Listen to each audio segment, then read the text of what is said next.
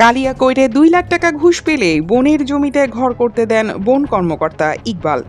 ২০ লাখ টাকা ঘুষ দিয়ে বদলি হয়ে এসেছেন বন বিভাগের লোভনীয় পদায়ন কালিয়াকৈর রেঞ্জে।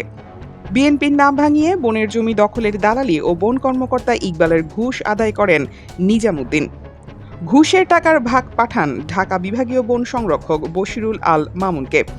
বিস্তারিত দেখুন গাজীপুর থেকে সোহায়েল খানের পাঠানো ৩ পর্বের ধারাবাহিক অনুসন্ধানী প্রতিবেদনের দ্বিতীয় পর্বে।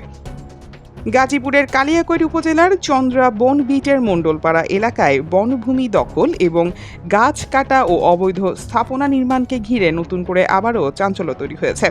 স্থানীয়দের অভিযোগ, ডেপুটি রেঞ্জার ইকবাল হোসেন শুধু মাঠ পর্যায়ের দখলদারদের সঙ্গে নয়, বরং ঢাকার বন সংরক্ষণ দপ্তরের এক ঊর্ধ্বতন কর্মকর্তাকে বিপুল অঙ্কের ঘুষ দিয়ে পুরো ব্যবস্থাকে নিজের নিয়ন্ত্রণে নিয়েছেন। স্থানীয় একাধিক সূত্রের দাবি, প্রায় ১০ লাখ টাকা ঘুষের মাধ্যমে ওই ঊর্ধ্বতন কর্মকর্তাকে ম্যানেজ করার পর থেকেই তার কার্যক্রম আরও বেপরোয়া হয়ে ওঠে। এরপর থেকে বনভূমি দখল, গাছ বিক্রি এবং অবৈধ স্থাপনা গড়ে তোলার অভিযোগ আরও বাড়তে থাকে। অভিযোগ রয়েছে, একটি সুসংগঠিত সিন্ডিকেটের মাধ্যমে পুরো কার্যক্রম পরিচালনা করা হচ্ছে। এই সিন্ডিকেট স্থানীয় দখলদারদের সঙ্গে সমন্বয় করে বনভূমির বিভিন্ন অংশ ভাগ করে দেয় এবং গাছ কেটে পাচারের ব্যবস্থা করে। স্থানীয়দের ভাষ্য অনুযায়ী ভূমি অফিসের কিছু কর্মচারীর সঙ্গে যোগ সাজশে বনের জমির জন্য ভুয়া বা বৈধতার আড়ালে কাগজপত্র তৈরি করা হয়। এই কাগজপত্র দেখিয়ে দখলদাররা স্থাপনা নির্মাণ করছে এবং জমি নিজেদের দাবি করছে বলে অভিযোগ উঠেছে।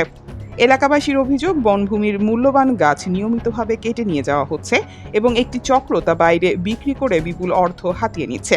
এই অর্থের একটি অংশ সিন্ডিকেট ও সংশ্লিষ্ট সুবিধাভোগীদের মধ্যে ভাগ হয়ে যাচ্ছে বলেও দাবি তাদের।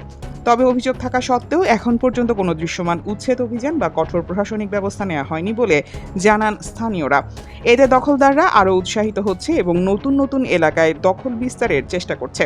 অভিযুক্ত ডেপুটি রেঞ্জার ইকবাল হোসেন অভিযোগ অস্বীকার করে বলেন, তিনি কোনো ধরনের অর্থ নেন না এবং অনিয়ম পেলে ব্যবস্থা গ্রহণ করেন। তবে স্থানীয়দের বক্তব্য, বাস্তবে কোনো কার্যকর অভিযান না থাকায় তার বক্তব্য নিয়ে প্রশ্ন উঠেছে। স্থানীয় সচেতন মহল মনে করছে, এই সিন্ডিকেট ভাঙা না হলে এবং নিরপেক্ষ তদন্ত না হলে চন্দ্রা বিটের পুরো বনভূমি দ্রুত দখল হয়ে যাওয়ার ঝুঁকি রয়েছে। দর্শক, পরবর্তী পর্বে অনুসন্ধানে উঠে আসবে সিন্ডিকেটের আরও গভীর কাঠামো এবং প্রশাসনিক স্তরে কারা কারা এই নেটওয়ার্ককে সহায়তা করছে তার বিস্তারিত। চোখ রাখুন অগ্রযাত্রা প্রতিদিনে।